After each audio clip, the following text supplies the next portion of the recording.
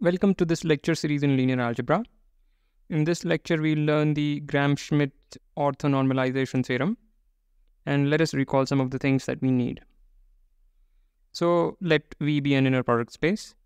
Then for any subset of V, we defined S_perp, or the orthogonal complement of S, as the set of all those vectors which are orthogonal to everything in S. And we proved that if U is a subspace of V, then V can be written as the direct sum of the subspace and its orthogonal complement. And one more thing that we need is the notion of an orthonormal basis.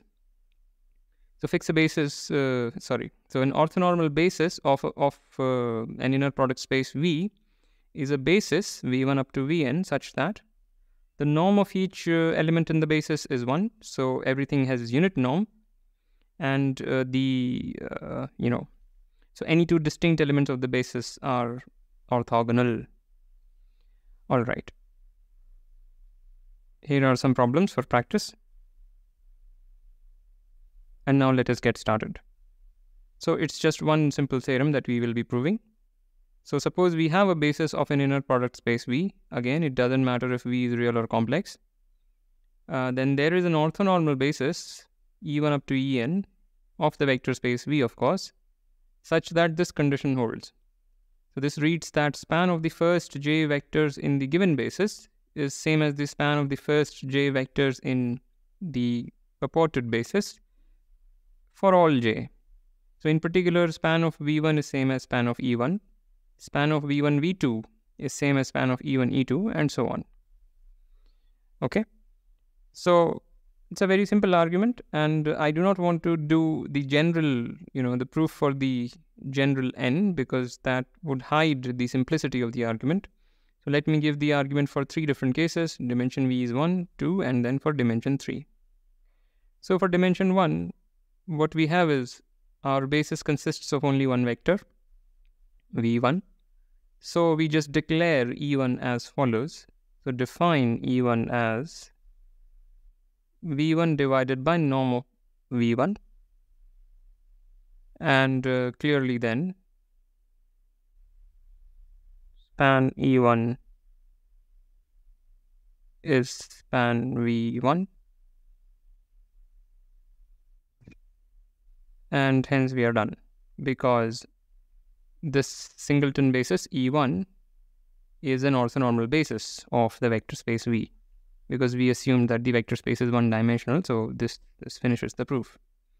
Now suppose we had a two-dimensional vector space. So then our basis would have 2 elements, V1 and V2. And now we want to, we will construct an orthonormal basis E1, E2 of the vector space V, such that this condition is satisfied for each j. So first we need to deal with V1, and that is exactly what we will do here as we did earlier. So declare E1 as follows.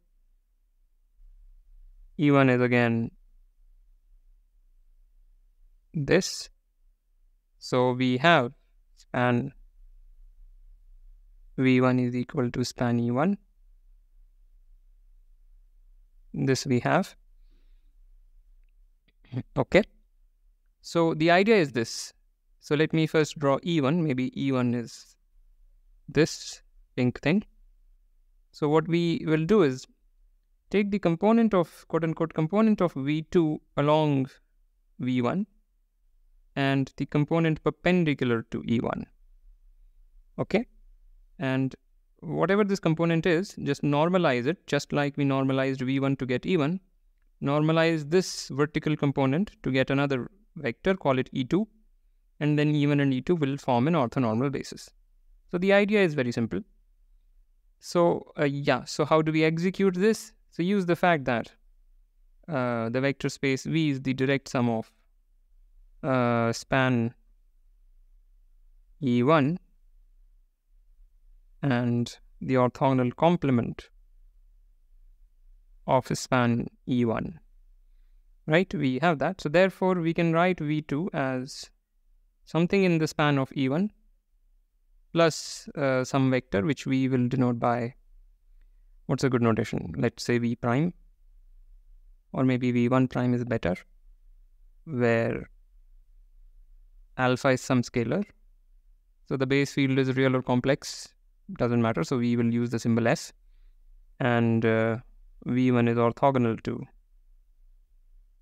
E1. Right, we can do this. So this alpha is basically the component of V2 along E1, right? By component, I mean the magnitude of the component. So how do we find alpha? Just take the inner product with E1 on both sides. So what we will get is V2 dot E1 is equal to alpha E1 dot E1 plus V1 prime dot E1, but that is 0 because of this condition. So here I have missed a prime. This is a prime. Right? So yeah, so that's how we find alpha. So what do we get? Alpha is equal to, alpha is given by this equation. So we know what is alpha, and therefore what is V1 prime?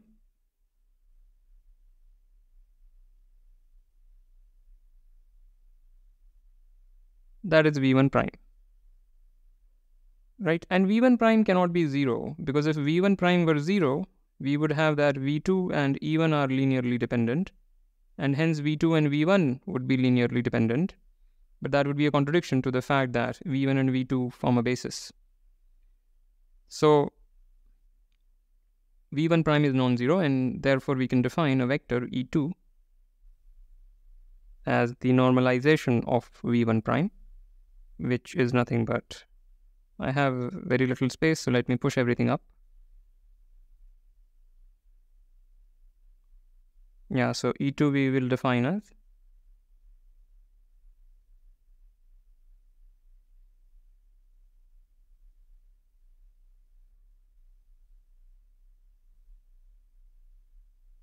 right. So that is our definition of E2. So we have E1 defined via this equation, E2 defined via this equation, and just check that E1 and E2 span the entire vector space, because this is just a number in the denominator. So if you take span E2, it contains this vector, but span E1 contains that vector, and therefore span of E1 and E2 together contain this vector V2, right? And span E1 already contains V1. So span of E1 and E2 contains the entire vector space because it contains both the basis vectors V1 and V2. Right? So the point is that E1 and E2 span everything. Maybe I'll write it here. So span E1 and E2 is everything, and they have unit norm. That is clear because they were normalizations of non-zero vectors. And finally, they are orthogonal to each other. This is 0, and that should be clear because of the visual reasoning that we gave. So what is E2? E2 is, first you subtract this thing from V2. So this thing was the component along V1. That part is what we subtracted from V1. That part is what we subtracted from V2, sorry. So we will get this thing, and we normalize this. So this is orthogonal to V1, and hence its normalization will also be orthogonal to V1. Okay? So that is the visual reason, but if you really want to do it formally, just take the dot product of this guy with E2. Sorry, this guy with E1. And what you will get is V2 E1 minus V2 E1 in the numerator, and the denominator is just a number, so it doesn't matter. So basically, if you dot this with E1, you will get 0, and hence E1 and E2 are orthogonal. It's a very simple thing. And now let us just do one more case where we have dimension 3. So here the point will be again, first we will deal with these two vectors just like in the dimension 2 case. And then to deal with the third guy, what we will do is we will project V3 onto the plane spanned by V1 and V2 and subtract off this part from V3 to get something that is orthogonal to the plane spanned by V1 and V2, and then normalize it to get our E3. Okay, So we declare E1 as the normalization of V1, E2 as in the previous slide,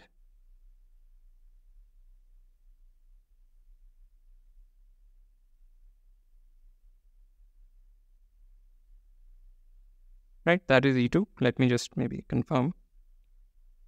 Yeah, that's what it is. And finally, again, let's say span. Yeah, so we will use the orthogonal decomposition. So this is equal to span of E1, E2 plus the orthogonal complement of it, right? Now, E1 and E2 together form a basis of the span of V1 and V2, right? So they span a two-dimensional thing, and therefore this is a one-dimensional thing. Anyway, so let's write the vector V3 as something in the span of E1 and E2 plus something in the orthogonal complement. So let's say this is equal to alpha 1 E1 plus alpha 2 E2 plus something in the orthogonal complement of span of E1 and E2. So good to make a bracket. Okay, so let's find out the values of alpha 1 and alpha 2. So to find alpha 1, we will dot both sides by E1. So we get V3 dot E1 equals alpha 1 and V3 dot E2 equals alpha 2, right? If we dot by E1 on both sides, on the right side we get V3 dot E1, and on the left side what do we get? This gives me a 1. When we dot E1 with E1, we get a 1. E1 dot E2 is a 0, and E1 dot V3 prime is also a 0 because V3 prime is in the orthogonal complement of span of E1 and E2. So we have these two things, and therefore V3, so therefore V3 prime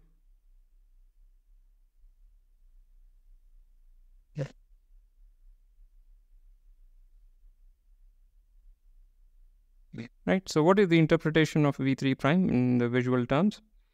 So this part, that part is the projection of V3 to this plane.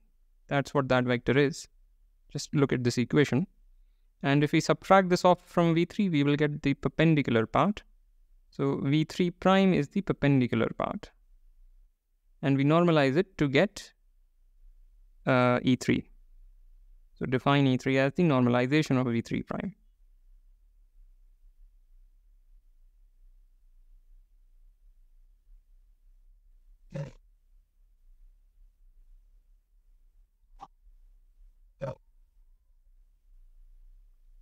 Right, that is our definition of E3, and now E1 into E3 is an orthonormal basis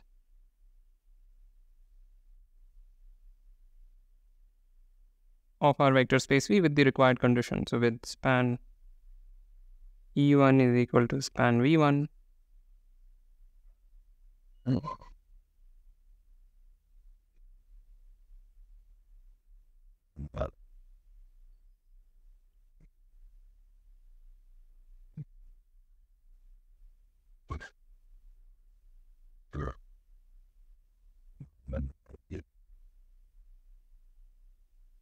So maybe let me justify this. Why is this the case? You can just compute. So E1 and E2 are orthonormal because we understand the dimension 2 case. Now E3 is orthonormal to, E3 dot E2 is 0 because you just compute. And similarly for E3 dot E1. And this has unit norm simply because it is a normalization of a non-zero vector. Again, why is this a non-zero vector? Why can we normalize at all? Because if this were the zero vector, then V3 would be in the span of E1 and E2, and hence in the span of V1 and V2. But that would mean that V3 is linearly dependent with V1 and V2, contradicting the fact that V1, V2, V3 form a basis of our vector space. Okay, so we can indeed normalize and get a vector. So this is an orthonormal basis, can be checked by pure computation, but that you shouldn't really need computation to be convinced of it because of the visual perspective that we offered. and the remaining part is also something that you can easily verify. Let me just verify this one, the third one. So we need to show that V3 is in the span of E1, E2 and E3, because we are already assuming that we have done this. So why is V3 is in the span of E1, E2 and E3? You just cross multiply and just shift everything to the left side and keep V3 on the right side, and you'll see that that is the case. That's all.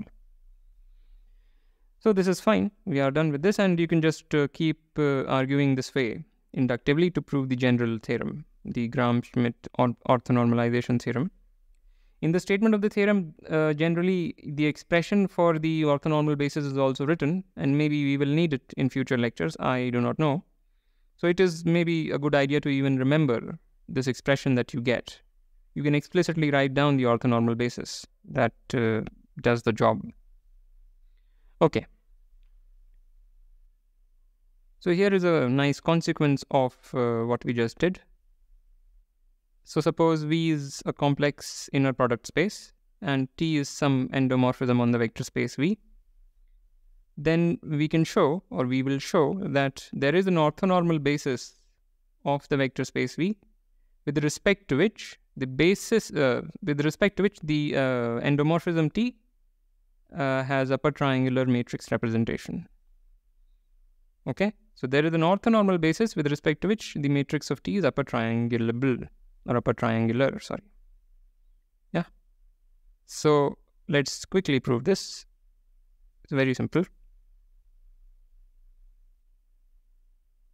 So first, we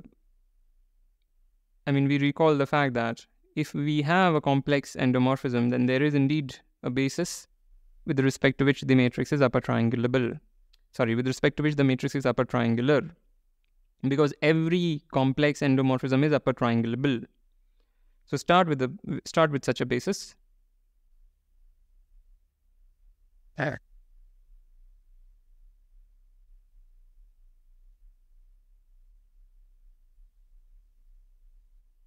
So we have a basis B such that the matrix of T with respect to B is upper triangular. And now by Gram-Schmidth, we can find an orthonormal basis.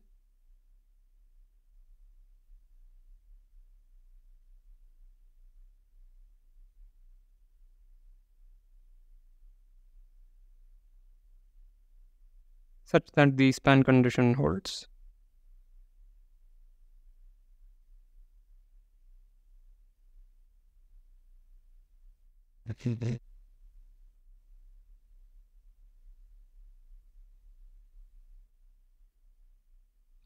So then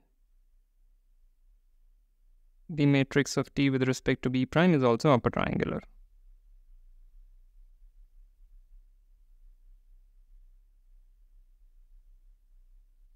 So that I leave as an exercise. That is the easy part. One just had to use the fact that there is a basis with respect to which the matrix is upper triangular, and then apply Gram-Schmidth to get a nice orthonormal basis with this property, and then you can immediately show this. Okay, so with that I want to end this lecture. Thank you for listening, and I'll see you next time.